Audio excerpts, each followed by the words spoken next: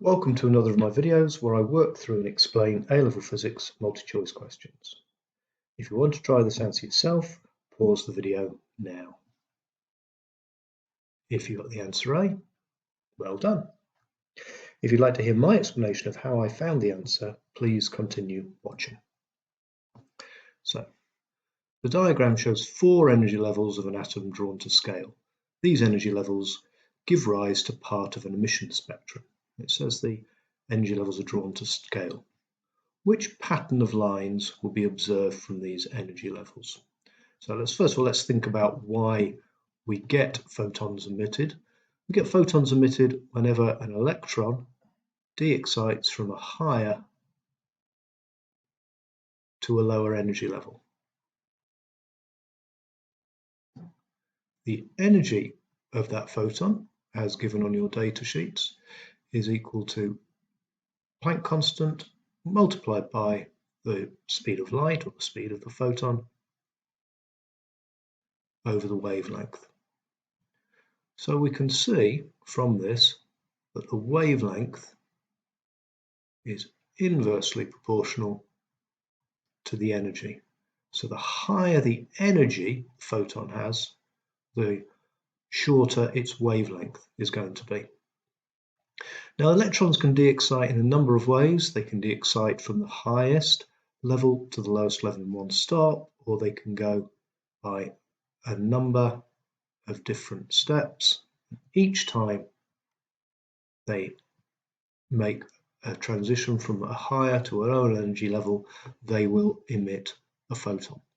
So what we need to see to start with is how many possible transitions there are, which will tell us how many wavelengths, different wavelengths of light are going to be produced.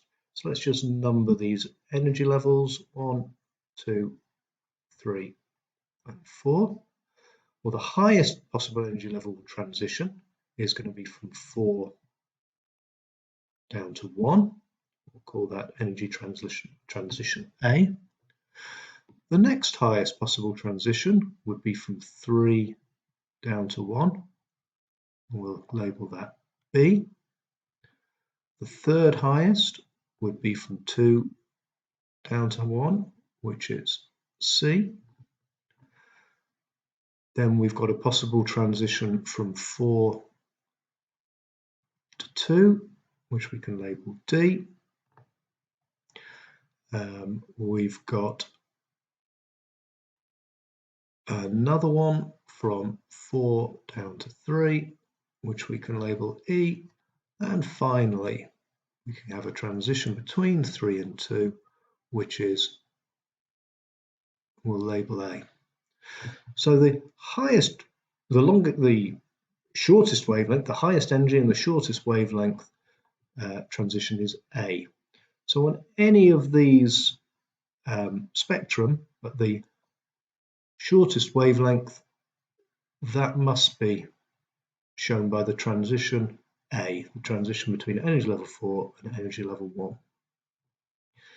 1. We can see that the next 2 shortest wavelengths, the next 2 highest energy transitions, are between B and C. We can also see that they're very similar in size. So we'd expect the wavelengths to be similar in length. So this must be B, and this one must be C. And here's B as indicated on answer B, and that's C. And we can see these two just aren't close together, which rules out answer B. Let's have a look what rules out answer C. Well, we established that there were 6 possible transitions, which would give 6 different wavelengths of light. And we can see from C, there's only 3 transitions, so that's not possible. And we can see from D, there's only 1, 2, 3, 4 transitions, which means that's not possible. If we go back to A, and just to 100% confirm what we've got, we can see that the 4th and 5th next energetic transitions are D and E, and they're also very close to each other in terms of the size of the energy step. So we've got 2 nice close together wavelengths in the spectrum, in the emission spectrum. And finally F, which is the lowest energy, the longest wavelength, is quite a bit less energetic than transitions D or E. So we would expect that to be quite a bit further away from D and E. So as we can see, A is the answer. I hope you found this useful.